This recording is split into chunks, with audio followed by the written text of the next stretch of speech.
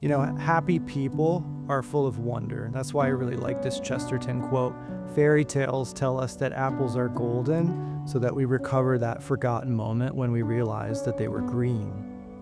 Fairy tales tell us that rivers run with wine to remind us that moment when we first realized they run with water. And it's really that sense of wonder that's part of being happy. And if I can give one thing to my patients, it's to help them recover that.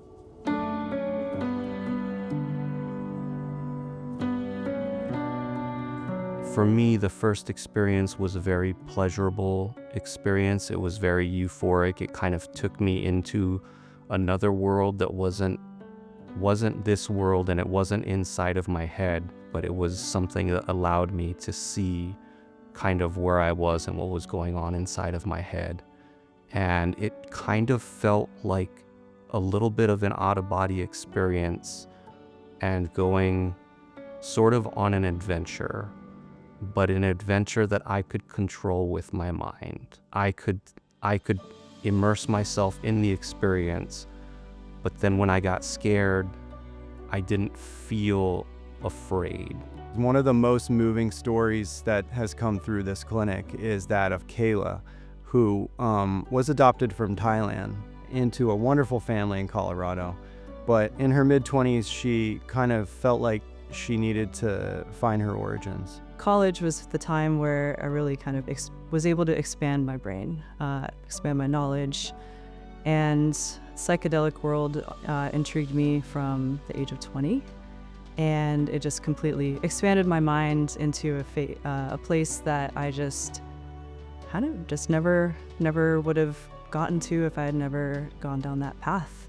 And it was kind of an emptiness in her where she decided to go to Thailand and look for her mother who abandoned her.